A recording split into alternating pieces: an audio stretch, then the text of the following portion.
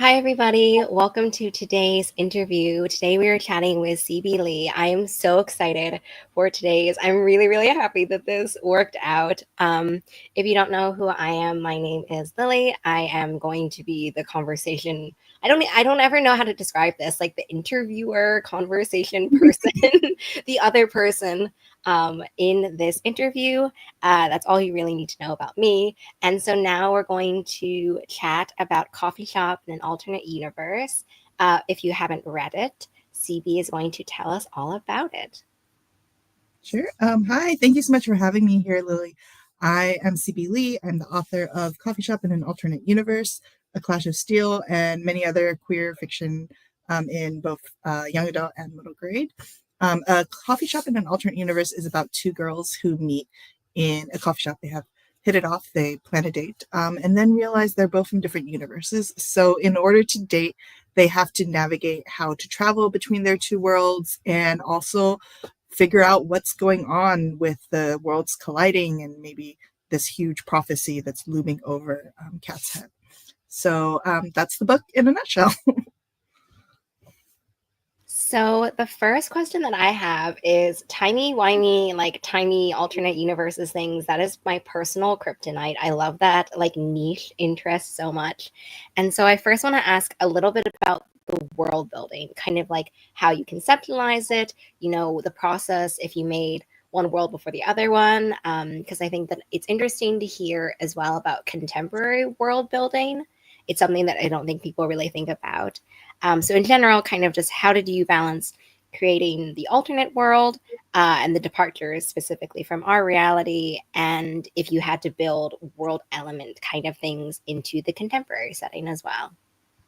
Yeah, thank you. That's a great question. So Brenda's world is our world, but she lives in like a sort of fictionalized area of the San Gabriel Valley. So this is where I grew up and where I live now, and all the boba shops and little like 99 ranches, and like her world is very much rooted in the San Gabriel Valley, but obviously like her specific neighborhoods are fictional because I didn't want to slight any dim sum restaurants by saying one was the most the best.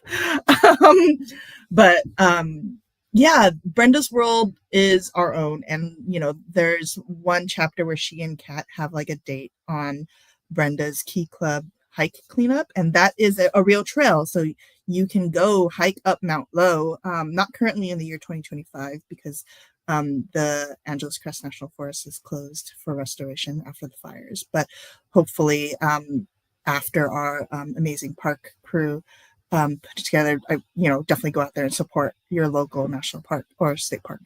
But it's a real trail that you can hike up and see a beautiful view of Los Angeles. It's got and it's also along the original historic train track that was part of the streetcar system that would take tourists up to Mount Low, where there was a beautiful like resort hotel with like restaurant and tennis courts and very fancy. So that place is real in Brenda's world. And then in Kat's world, the resort still exists because streetcars still exist because cars never came about, because Kat's world is fueled by magic and the technology. Magic is technology. And so when I was developing Kat's world and the magic system, I very much wanted to create a magic system that was rooted in has become kind of like everyday commonplace. I think a lot of fantasy novels are like, oh yeah, we're just casting spells, it's so normal. But I really loved I wanted people to take it for granted, and I wanted people to just be like magic is like math. If you're in algebra in high school, you're like, what? When would I use this in the rest of my life? And so that's how people think about magic in Kat's world. They take spelling, they take spelling in high school, and they wonder when they would ever need to use this because people have already developed spells. It's cool. You don't need to know the like origins or like the basics or the foundations of building your own spells. So I really loved coming up with Kat's world and like how that magic system worked. I thought it would be a lot of fun to kind of take like a multicultural aspect of like people doing magic all over the world, and also like evolving similarly to like kind of like westernization of like characters and like what became the most popular way to use things, but also drawing from like different cultures and acknowledging that like different cultures would have different ways of doing things. So Kat's family is like her ancestors came over during the gold rush. So that was part of the research that I did about like, okay, how much more Americanized is she? What would that would have looked like? How would people have practiced magic, and how would that have been passed on? Yes, I love the idea. I love what you were saying, and it's something that I'd love to come back to later if we have a chance, because I liked your idea of like the cost of magic, and to think that it becomes more commonplace, but there is still a cost. Like I think that I don't necessarily really love worlds in which like magic has just no cost or like Mhm. it's just nothing. And I loved how you examine the way I don't like I had a really hard okay, I'm just gonna say this. I had a really hard time talking about coffee shop in an alternate universe, specifically within like some of these really big macro concepts that you focus upon in the latter half. So I'm always like, I don't know what I can say about the latter part of the book, but I loved how you kind of talk about the cost of magic. And I guess it kind of relates a little bit to the chosen one trope that is in the book. So I'm going completely out of order in in my stuff. But I know that I have a question about the chosen one. Yeah, okay. So I want to know kind of how did you come up with Cat and this element of the chosen one trope? Because you definitely play with like conceptions that people might have, and also Cat also is kind of grappling with what does it mean to be the like chosen one. Mhm. And then similarly, or I guess my second question to that is kind of who are some of your favorite chosen one peoples? Yeah, I think a very classic like chosen one narrative is Skywalker, right? Like he just wants to get, he's doesn't want to be involved, but he's also like, compelled to help. And then once he's in it, he's like all in, right? But I think it's very common also in like all these heroes' journey types of things where the chosen one gets the quest or the huge destiny and is a little like, no, what if I can't do it? Or I'm not like talented or smart enough, or like, I don't have the tools to do it. And then they get training or they're immersed in this new world and they go for it. And a lot of chosen one prophecies, the hero takes up the mantle like almost immediately. The hero knows of the prophecy, or it's found out about their destiny while they're in the story, and it's become like, oh, this is my responsibility. I have to save the world. I have to do this. I have to sacrifice myself or whatever it takes, right, to save the world and fulfill my destiny.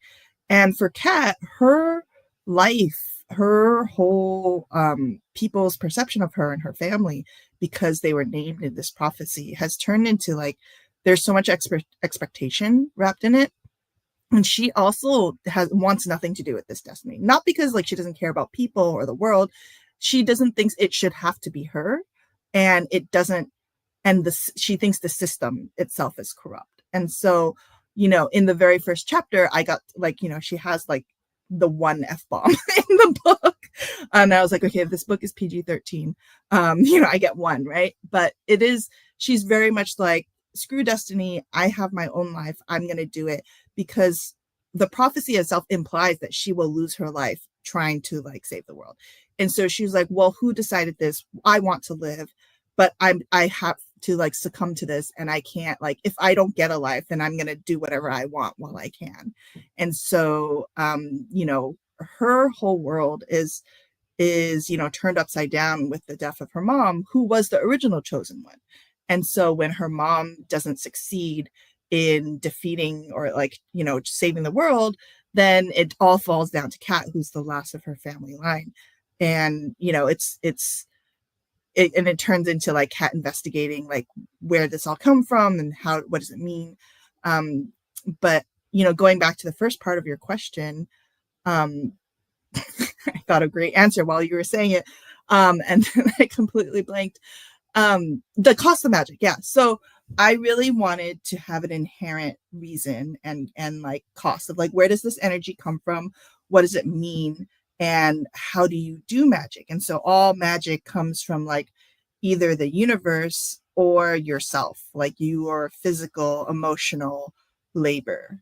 And when I'm like, and I get what you mean about like, how do you talk about this without spoiling half of the book? But yeah, part of the magic system is like, okay, if you cast a spell, it's like as if you, depending on like how complex the spell and how intense it is, it's like you've like run up a flight of stairs.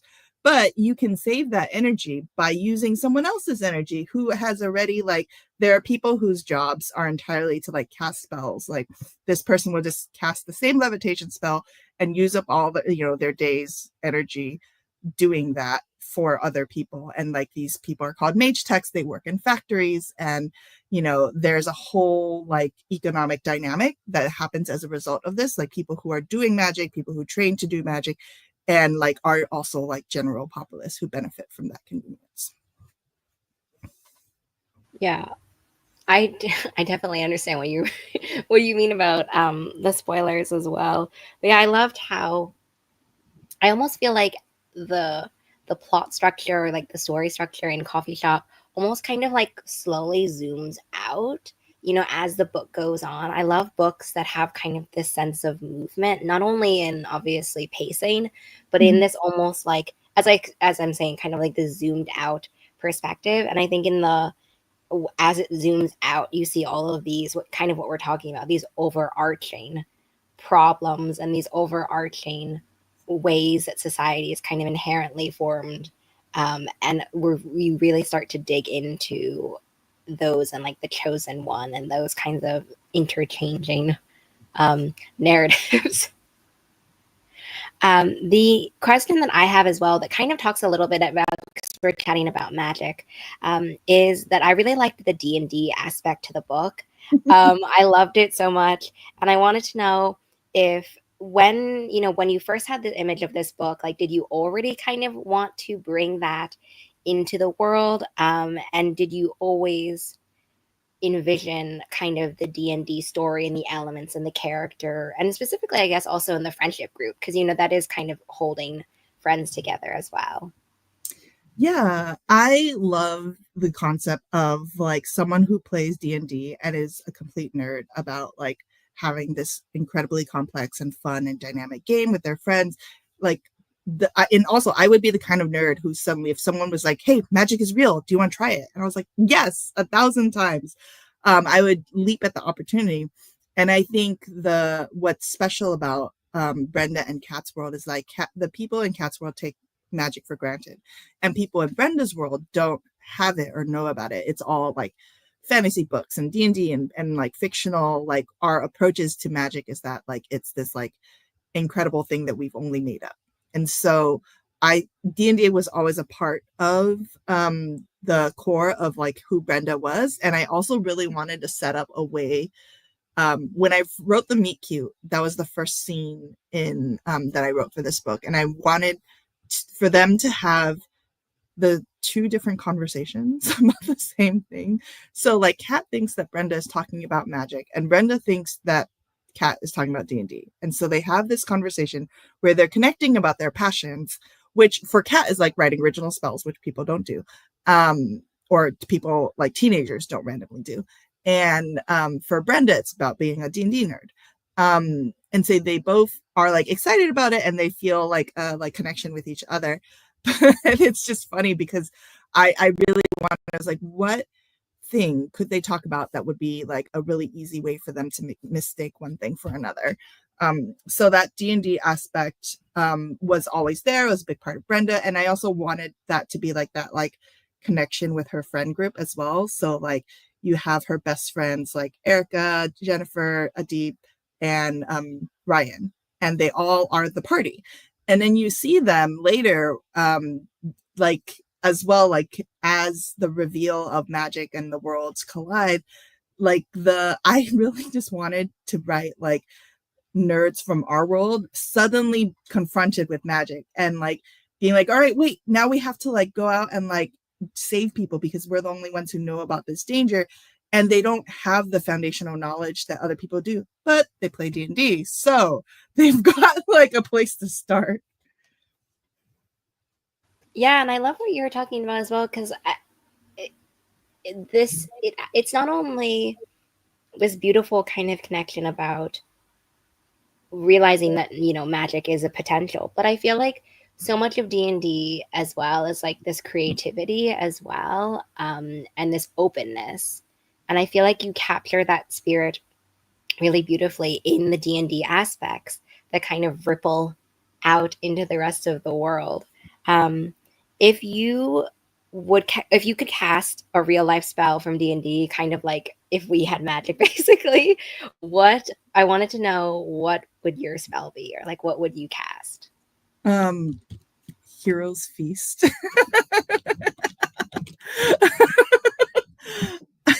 I think, I mean, there are a lot of great spells, right? That like I often think about like, oh, like your character is well rested after a night's sleep.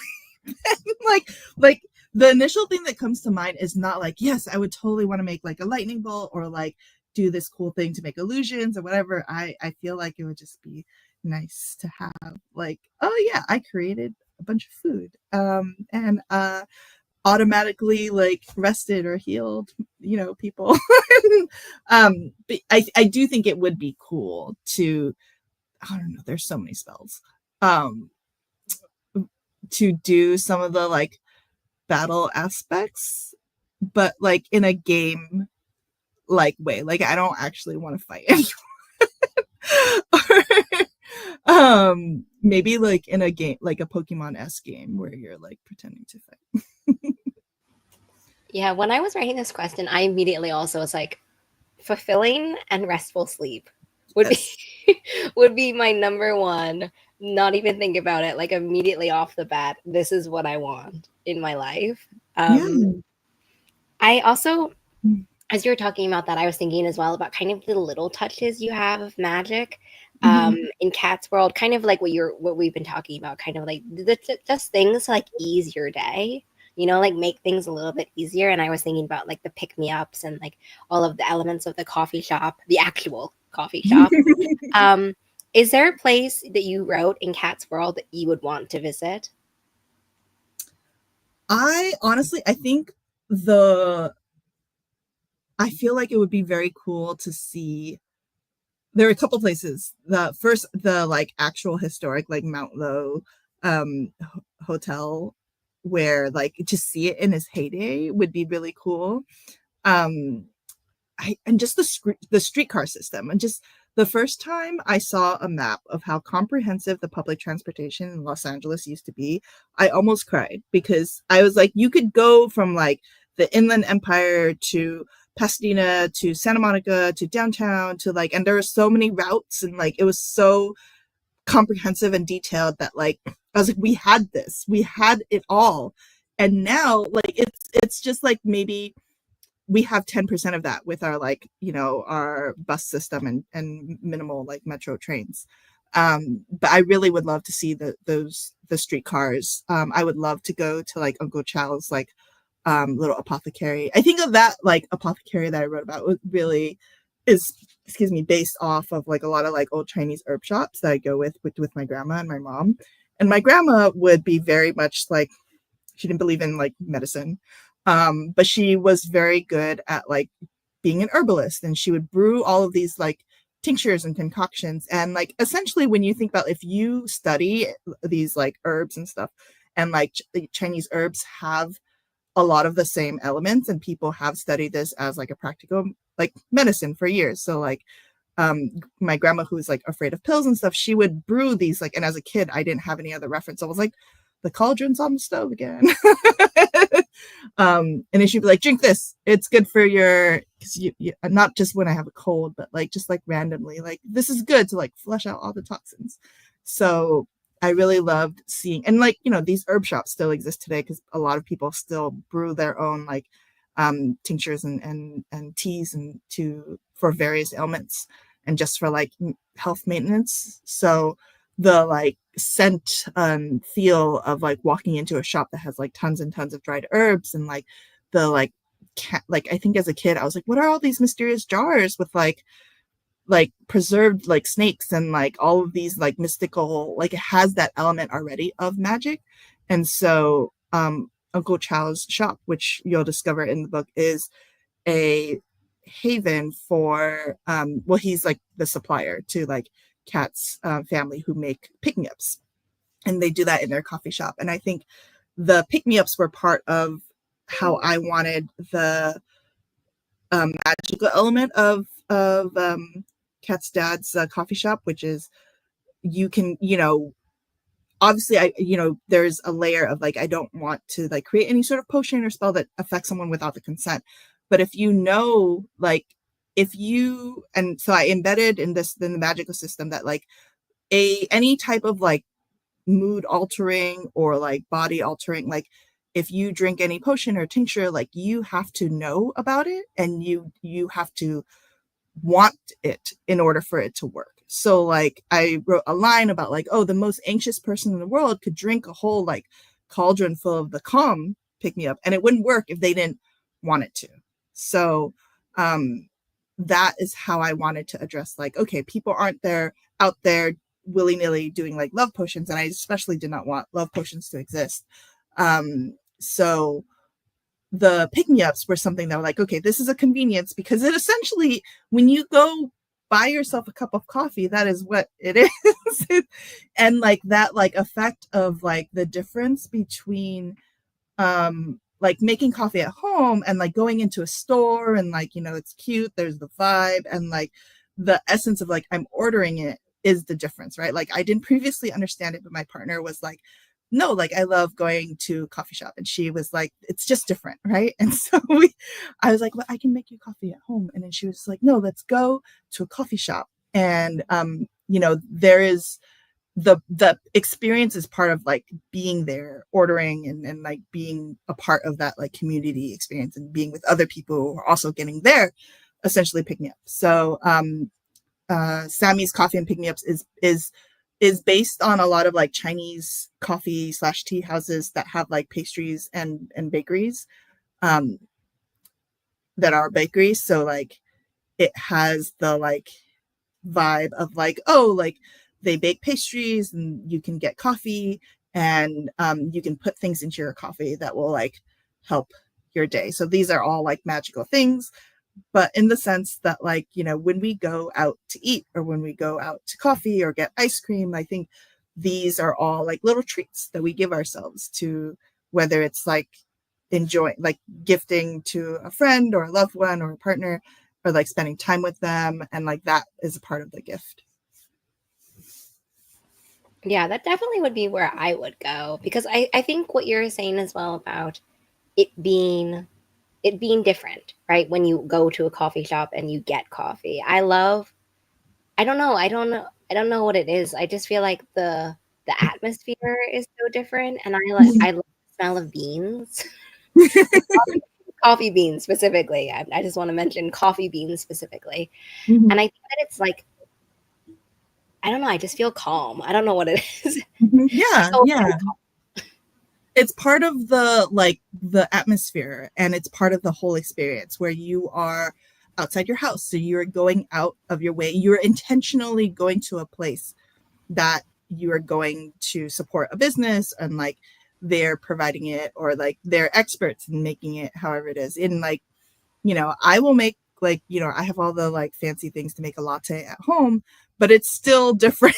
So like something I've come to understand is that like um the experience, because I used to write in coffee shops a lot, and so like, oh, I understand the vibe, like working at home versus like going out and being among other people who are also working. Like you have a coffee, you have your laptop, and you're, you know, working on your book, or other people are doing their homework or studying or working on their books. So like you have that community vibe, and you're like, I'm part of something. And so it's just different. Like it's not necessarily better, or you know, I think some people do have a preference. But yeah, definitely I learned more about it, because I was previously like, oh, I would just make coffee. I actually did not used to be a coffee drinker all that much. I just want to mention, I forgot to mention this earlier. If anyone watching has any questions, feel free to drop them in the chat and we will try to get back to them at the end. Um, Speaking, I also was not a big coffee drinker until like relative until until post pandemic, which obviously seems like a little bit weird too, because obviously as we were talking about, like you make coffee at your house, you know, it's kind of difficult to get exposed to that in that sense. Um, what is though now your go-to like coffee order if you were going to treat yourself to like a special coffee? Um, Something atrociously sweet, although not always. I've learned that like I'm like, oh, I have a sweet tooth, I need to have a sweet coffee. So like, like a caramel vanilla latte with oat milk, because I'm not great with dairy being Asian. I have like my genes don't like it, even though I will definitely eat all the cheese and ice cream if I could, and be like, I will eat this cheese and walk backwards into Mordor because I choose to. But I should not always choose to, which is why there are so many dairy alternatives, which is great. But my recent favorite, I love. I think matcha lattes are hit and miss depending on who's making it, and if it's um, yeah, who depending on where, because it's not always good. Like if a coffee shop just has matcha because it's trendy and cool, but they don't know how to make it, then it's bad and it's terrible. But if when it's great, it's really good. There's a coffee shop in Hollywood called Nam Coffee, and they're really wonderful. They source local bean not local beans.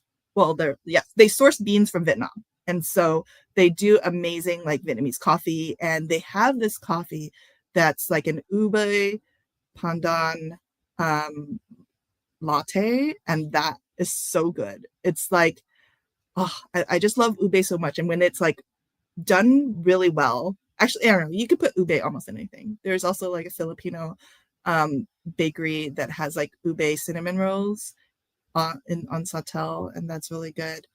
Um, but yeah, I think my go-to is if the coffee shop has something like local or cool that like they're like doing um a flavor that they're familiar with, but maybe, or like they're like, hey, this is like I'm bringing this cool aspect of my culture to coffee, and this is how I'm going to celebrate. Yeah, I think that to me it distinguishes my like home coffee from out coffee, like syrups Mm-hmm. and also trying new things. I think it can Mm-hmm. be really hard making coffee at home. Like if you don't have syrups and like if you make them and then the Mm-hmm. turnover, I've been really well not shocked, but I really admire people who like can make syrups for coffees and they keep them in Mm-hmm. their house and go through them. Mm-hmm. Um, but I don't definitely agree with you about kind of like having this different flavor profile as well and kind of adding it and mixing it and combining it into something that's really Mm-hmm. really unique. um, Something, oh, I did want to mention as well, but what you were chatting about as about like the public transportation network in LA that has been looking at the evolution from like human foot traffic centered cities in the US Mm-hmm. to car driven cities in the US has been my Mm-hmm. recent rabbit hole. I spend like 30 minutes every night before I go to bed just like watching videos about like the public transportation things and how it is. But I think I, because you mentioned it, I would really recommend for everyone watching as well to like dive into that because I think it's such a unique and interesting evolution to cities specifically within the United States, but also other places. But like we know we're chatting about the United States now. Um, Speaking of research and historical fiction research in that sense, I love to know in the acknowledgments in the back of the book. Which, if you all haven't read the book, you probably have not read the acknowledgments of the book. But basically, in the acknowledgments of the book, you talk about some research that you did, and you've chatted a little bit about that as well today. So, could you share kind of some of that for readers going into the book, before they read it as well, um, so that they are kind of, I guess, primed already before they go into the book. Yeah. So like research into like the like Chinese American immigrant history and like Yeah. Vietnamese American Vietnamese. Yeah, so I'm Chinese and Vietnamese, so like I have family who immigrated from who came over during the fall of Saigon, and I also have like ties to um, family who have come from like Guangzhou and then by route to like Vietnam and come to Los Angeles. What I do not have experience with is there are there are incredible amount of Chinese people who came over during the gold rush. They worked on the railroad. So I did a ton of research, even though this shows up very, very little in the book.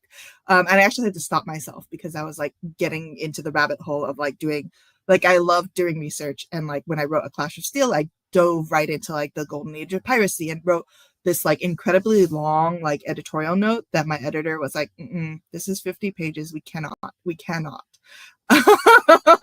And I was like, yes, but it's important to know why piracy and how did it start and like what happened with like this war and what happened before that and what led to that war and which, and I was like, okay. So I had to dial it back. But that was a historical novel, which I did research for. And this was a contemporary novel that the research, well, I also did a lot of research into like, what was it like in like 1910? So like if I wanted to evolve this world, and also there's a lot of scenes set because a lot of historical events, no, not spoiling the novel, but like I also wanted to extrapolate the big thing about Cat's World is that it evolved without cars, and so people ride horses, and they also have horses that pull carriages, and with the advents of magic, then those become horseless carriages powered by magic, which are also called cars, just for the sake of being able to confuse them with each other. But the idea of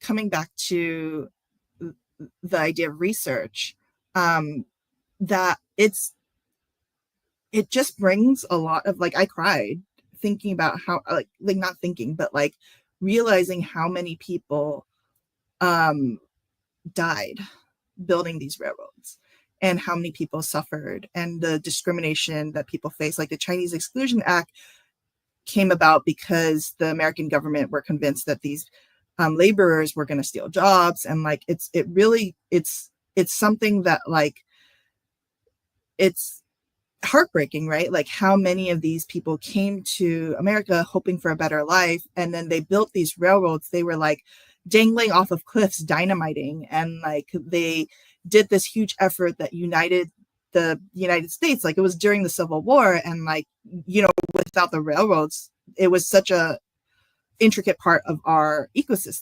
economy.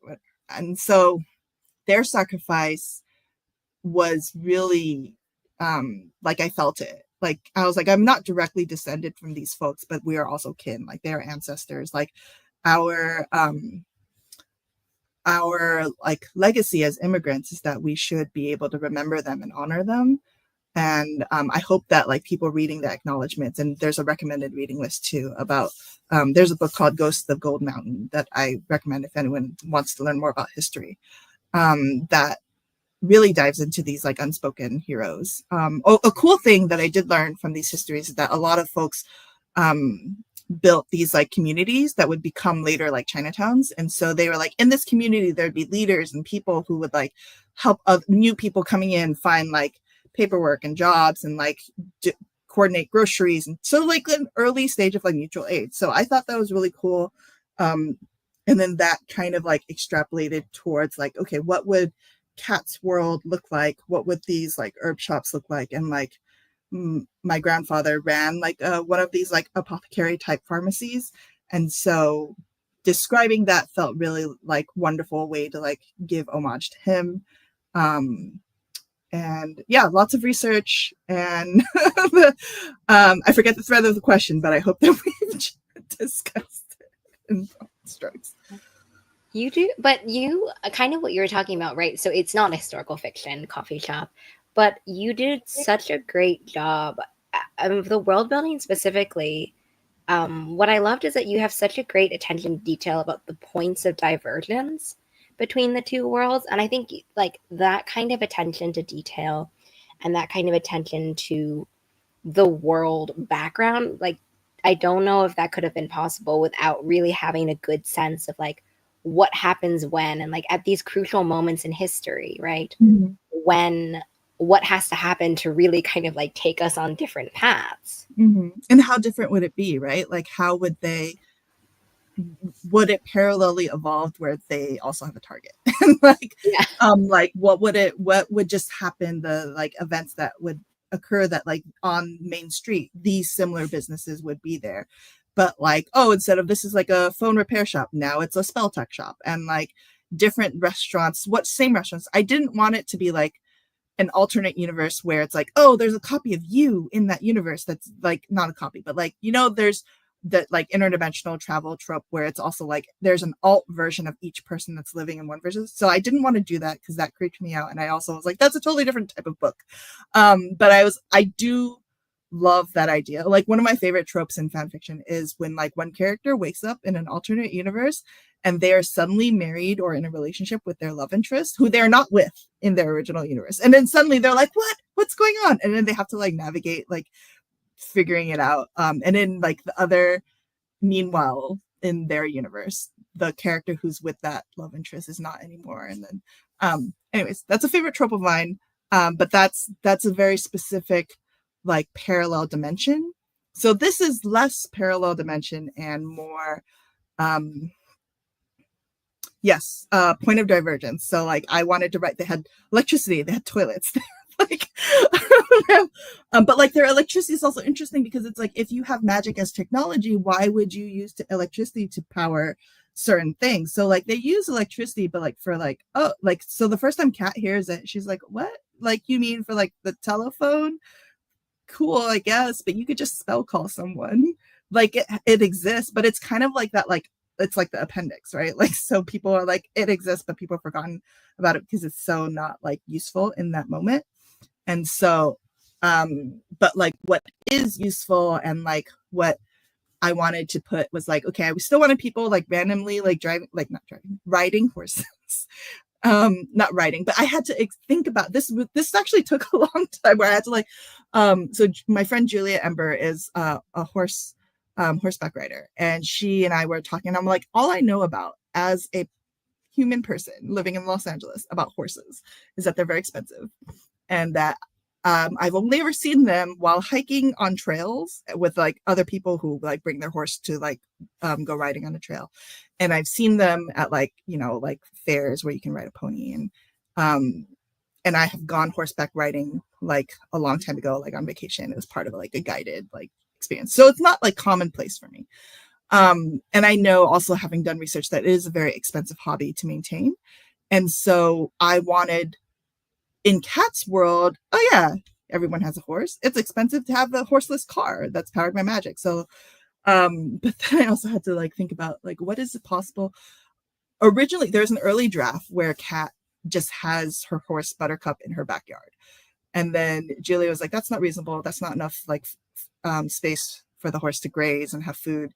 The horse needs a lot of space for like to graze. And I was like, okay, so there needs to be like a common, people in LA are still living in these like very like I wanted there to be still a lot of people, and so people aren't like living in like huge spread out rural spaces.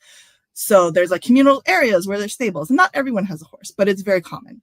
Yeah, that was a fun part of world building. I want to switch to one of the questions that we've gotten because I thought it was really interesting as well. It's about cozy fantasy and like the cozy fantasy label. I Okay. found it really. We've kind of been chatting about like not obviously not having spoilers for the for the book in our chat, but I'm really interested in as well in kind of figuring out, you know, did you call it like cozy, you know, like when you're pitching it or whatever, did you call it cozy fantasy or did someone be like, oh, you know, I read your book and like I feel like it's cozy fantasy, and what kind of it means to you? Because I've read the book, obviously, so I can't honestly can't really talk about it without spoiling anything. But yeah, I'm interested to know from your perspective. Yeah, so I pitched and sold this book in 2018, and I did not call it cozy fantasy. My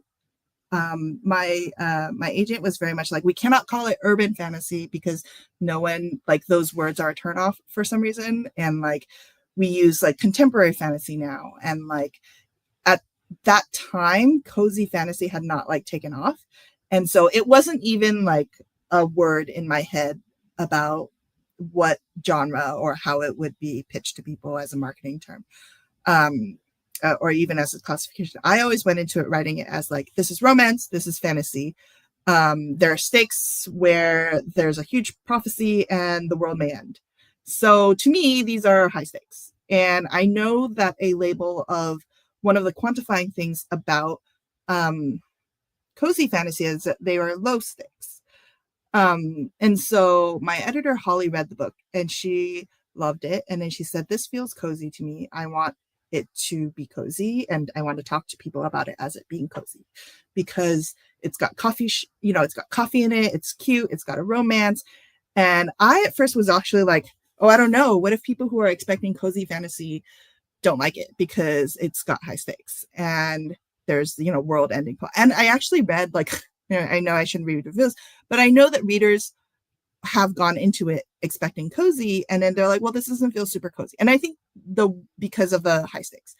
And I'm like, that's okay because I didn't think it was cozy either. And there's a juxtaposition of like how words are being used. So like romantasy, if you say like dark academia, if you say enemies to lovers, these all conjure up images in your head or like what you expect a book to feel like. And I think these images also change, like the way that we don't really use urban fantasy now, or maybe we still do, but it's maybe specific to adult romance.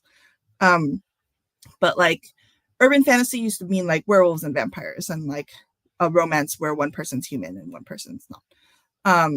And there might be thriller aspects, but like, or that might be paranormal romance. I'm mixing things up.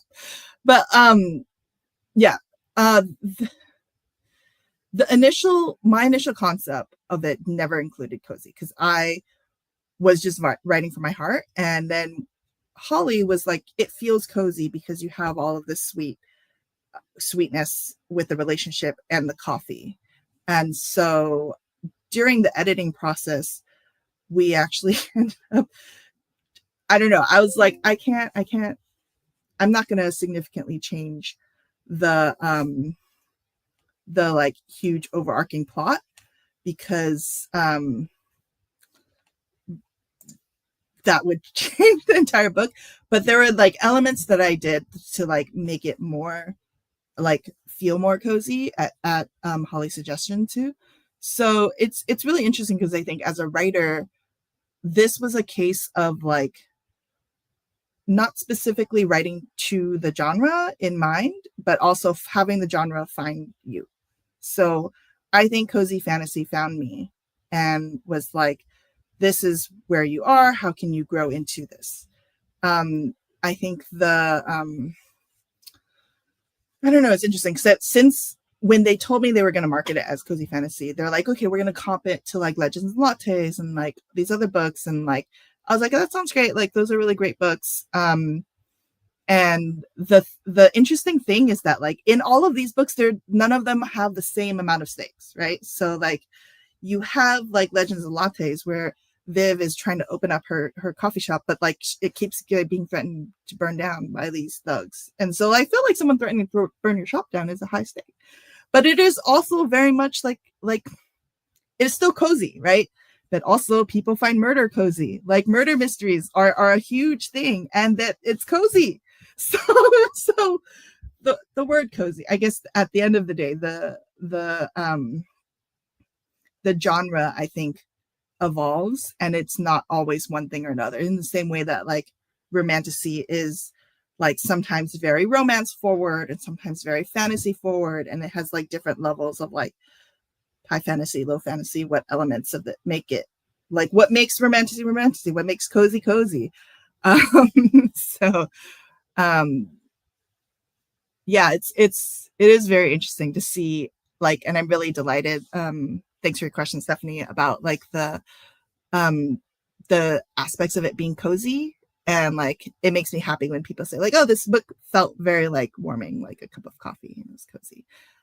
Because I think you can have that with higher with different stakes, I guess, because there's when you're writing a story, and this is just from a craft perspective, of any stake should be like a high stake to your character. Like, oh, I'm going to fail this exam, or like, I need to study for the scholarship, or like, get the scholarship. Like that is not the world ending, but to your character, it is the world to them. So there's no, there's a piece of writing advice. There's no such thing as low stakes. Like, it doesn't matter what it is, whether it's like, building your dream coffee shop or like, asking your crush out. Like, it's part of like how you do it as a writer. Yeah, I think it's a testament to the fact that cozy, specifically cozy, I think, which is really kind of emerging now, is super subjective and nebulous. Like what you were saying, right, about cozy. And I was talking to Kimberly Lemming as well about this, because she's her books, they're very long titles. Like the books where it's like that time what is it? It's like that time I got drunk and saved a human or something like that. They're all permutations of that, which is why they're all like come together. And she and I were talking as well about like, what does it mean to be cozy? Because she also was saying similar things to you. Like, there are pretty intense world stakes, right? The world is basically, we're not sure if it's ending, right? And so it kind of was echoing what you were saying, right? Was saying like, it's hard to figure out. She was like, I'm great. I'm happy people find it cozy. I just don't know like what specifically is the thing that people are looking for when they think of cozy fantasy or cozy murder mystery or cozy sci-fi or cozy, whatever. I feel like it's now a term, it's been applied to a lot of different genres, and no one really knows like what it's supposed to mean. And similarly to kind of what you're talking about with romantasy as well, right? These subgenres and genre mixings are becoming very difficult to pinpoint what conventions are expected, like what the expectations are as both readers and marketers and authors and like people in a bookish space. Yeah. I think it's all about like setting up the reader for like, what am I getting into when I get this book, right? Like all of these terms where you want to know what's on the tin. And if you don't get what's on the tin, you're likely not going to enjoy the experience. And it's hard when you want to like, for people to see the book as much as you can and like it to reach as many people with the understanding of like, I don't know, like when you market a movie, like this is an action adventure, but very different vibes, like, The Mummy versus like, I don't know, a Tom Cruise Mission Impossible movie. So like totally different vibes, right? We have like hijinks, and then we have like, like epic music where it's like defying gravity stakes. I've only seen one Mission Impossible movie. But I was just trying to find like an antithesis to The Mummy. But these are both technically action adventures. And it's hard because I feel like there are people who are not going to enjoy the novel because they're like, it's not cozy enough. And I was expecting cozy and I did not get cozy. And that's okay, because there's so many extra decisions that went into like how the marketing team wanted to do the book and how this person recommended it to by a friend, or like someone picked it up and said, this looks cozy, and like the decisions that went into like making the cover. And like Lisa, who's the illustrator, did such a beautiful job. And I think she really captured the like Kat and Brenda and how sweet this moment is. But there are like, potential world ending stakes in here. So I feel like this is more like there's more range here in the spectrum than like, if you market something as a romance, it better have a happy ending. Right? Like if it does not, people will like raise pitchforks. They're like, this was not what I expected. This is not what I signed up for. Like, why is someone dead? That's not why I'm here. And like, but if you don't market it as a romance and you're like, oh, this is like an epic, like it's a literary examination of like this character's journey, and there is, they meet this person who they're attracted to, and then someone dies. So, but like then you could, going into knowing like, oh, this is like a gritty whatever it is, and like knowing that you're not going to get disappointed. Like in the same way, if you go to like a ramen restaurant and there isn't any ramen on the menu, you'd be sad. But if you go to a burger restaurant and there's ramen on the menu, you're like, oh, okay. Like, I don't know. There are, yeah, I think it's, yeah, I love your point, Stephanie, about like it being subjective, right? And how the genre ranges so much, right? And I think that comes into like, that's the beauty of books, is that like there's so many layers of like they're so personal to the person, and whether you're going to enjoy something or not. Like your best friend could love a book and then you could read it and be like, no, it's kind of meh, or like I found the love interest kind of annoying, or like it wasn't like spicy enough for me, or like, you know, and people enjoy different things, and that's a wonderful thing about being human. We all have different tastes. I want to ask a few more questions, and something that I was thinking about as well. As I said, I want to go to the coffee shop. Um, it would be nice to go to the alternate universe as well, but like I'll settle for the coffee shop as a whole. Um, what speculative fiction world would you visit through like a thing, through a portal? I said a portal, but in the world, it's not like door port. It's not as clear cut as kind of like you open a door and whatever. Mhm. But what speculative fiction world would you want to like go into? I think it would be nice to travel to like Rebecca Thorne's world, like that village of Tawny with the bookstore and like the tea. It just sounds super cute. And like, yes, there are like dragons and other things happening, but I feel like that is a village that just kind of like, you know, sleepy village. There's like great people there and you can just kind of hang out. There's a lot of fantasy and speculative fiction that I love that I would definitely not want to go to because there's like a war or like there's like terrible things happening. Even though I like really love the story, um, I feel like life is really hard there. I might want to visit like Becky Chambers' world because those planets seem super interesting and cool. But again, they suffer a lot in those books. So I don't know if I would want to hang out there. But then again, we suffer a lot in our world. So um, I do love those books, and I think like Becky does a great job of like creating really intricate like systems and also like new ways for people to like exploit other people. And so you're like, oh, that's horrible. But you're also like, yeah, with new technology, you can be people are even crueler to each other. And in many ways, like the technology that we want to like better our lives, once like capitalism or like, corporations get a hold of it, it turns into this like terrible subjugation. But I think a lot of science fiction has like hopeful lens too, to where they're like, oh yes, but this is how we can fight back, and this is how we can retain our humanity, and this is how we can continue to have joy. Yeah, I would agree with Rebecca's too. I'm reading A Pirate's Life for Tea right Oh, it's now. so good. It's weird. I ended up having like copies of all. Yeah, I don't think the series is over, but I ended up having copies of like 1, 3, and 4, and realized only as I started 3 that like I had missed a book and had to go back. And I'm reading A Pirate's Life for Tea now. But I would definitely go to that one. I think that is super fun, and I also love, obviously, in A Pirate's Life for Tea, the pirate element, which I like. I guess I should have been expecting because that it's in the title, but I was kind of like, oh, pirates, that's so fun. Like, um, we were chatting as well earlier. You were talking about like the trope that you were seeing that you really like, where like you're in not like an alternate universe, but the kind of the parallel universe. Do you have a favorite alternate universe media, or like favorite other universe media?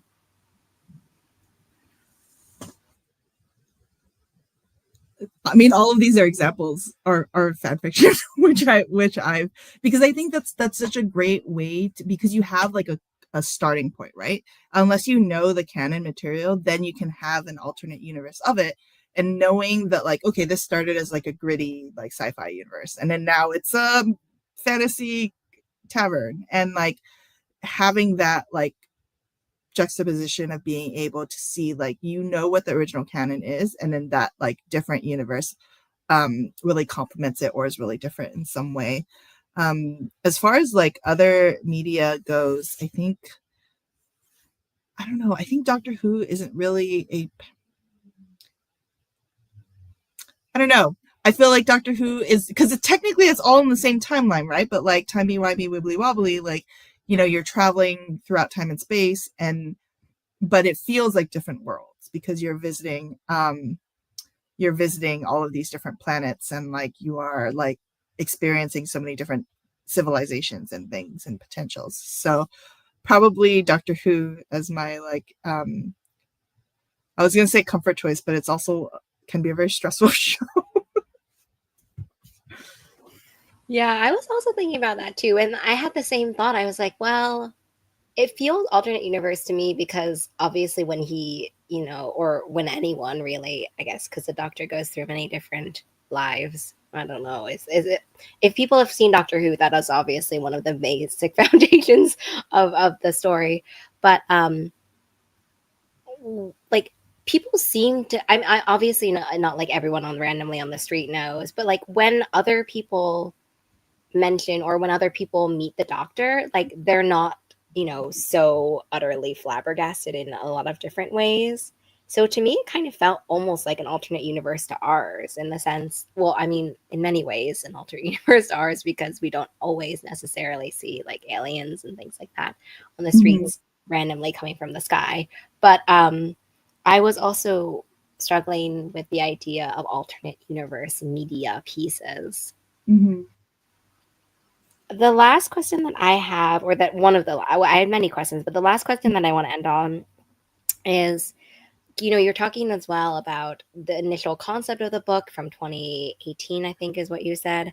I want to know if this book started off called something else, or like started off with a different working title, or like a different thing when it was first conceptualized in your mind. So the working title was Coffee Shop AU. And my editor just really liked it. It was like, let's go with that. And yeah, it was really fun. The first iteration of the novel I wrote was at the Lambda Literary Emerging LGBTQ Emerging Writers Retreat. So I wrote 2 chapters at the retreat, and that was the start of it in 2018. And then fast forward to like it going out on sub and then getting a contract. But then I got other contracts on top of it, and I had already had other contracts too for other projects. So like, and then I had a baby. So that's why it's coming out now. So I didn't actually finish the novel until last year. And so it's been a journey. It's been a beautiful, like interesting, mixed up, like there's been challenges. I think the original work that I started in 2018 had a lot of like, again, to parallel Clash of Steel, I had like all of this like extra stuff that was like a story within the story, that like I had used my historical research into. And so obviously in like the editing process, things change, it gets streamlined. There was a whole other I guess not side quest, but like where I introduced the concept of the Fae at some point. And like the Fae are just like, they have their own realm. They just like, because at some point when Katz ends up in Brenda's world for the first time, she's like, well, I didn't go to the Fae realm. And so it was kind of a blink and miss it. And then in a different chapter, like 2 chapters that got cut, were like Brenda accidentally steps into the Fae realm, and then Kat has to go rescue her. And so there was this like prolonged, like completely different like universe that was in the story. And then my editor ultimately, like Holly, was just like, this is distracting. Like it's cool, it's interesting, but it wasn't. Also, the book was already too long, so I couldn't keep they like wandered into like a Fae nightclub on accident. But it was like, because you were thinking, I'm like trying to play with all the different types of liminal spaces. So like, the idea of going into a world, and if you eat or drink anything, then you're stuck there forever. And like, or if you escape, you come out like 30 years later or something. So like, but like fairy realms are like a whole concept that are established. And so it just felt so different to what I was doing. The misfire teleportation spell. No, that was intentionally there, as like they did not go to the Fae realm there, but that was completely because of the the map, and like I was like I wanted her to be in the same place where Kat was doing her investigation. So like no spoilers here, but that the like nightclub scene was like in a completely different area of the book where I just it was like, you know, yeah, it was a lot. But maybe I'll include it as like a deleted scene or something in the future. I would love that. I think the historical fiction, like the research you did, I also would love that too. Like seeing all of these different pieces as well. And I did want to mention that I did think of that while you were talking. I do think I really love everything everywhere all at once in terms of Mm-hmm. parallel, alternate, whatever you want to describe it. I have a really Every hard time. universe happening at the same Yeah. time, including the hot dog one, which is terrifying. Yeah. So I think that one's probably my favorite other media one. Um, Thank you, everyone, for watching, and thank you for joining and asking questions. I've left the bookshop.org link for Coffee Shop in an Alternate Universe down below. It is out as well, so everyone can go pick it up. I'm glad that we were able to celebrate all together. Thank you to CB for answering all of my questions, all the questions that we had time for today. And I hope everyone has a really great rest of their day where hopefully they'll be able to treat themselves to some nice coffee. Yeah, thank you so much for having me, Lily. And I just want to say, since this is live, I had a pre-order campaign where if you ordered the book, you would get the extras of the postcards if you're in the US, and then internationally available dessert in an alternate universe. I'm extending that through July 6th. So if you did order the book or pre-ordered or order it between now and then, please submit your information. If you go to my Instagram, the link to submit is in my bio. So submit it and you can have dessert in an alternate universe. I love that. There was literally something I was thinking about earlier this week. I was like, oh, I missed it, but now I haven't missed it. So this is the best. The best news of the day. Yeah. So yeah, definitely check that out. I'm glad you put the date in because obviously people might be watching this at different points. But yes, everyone, please go do that and help support this fantastic book. And have a great day, everybody.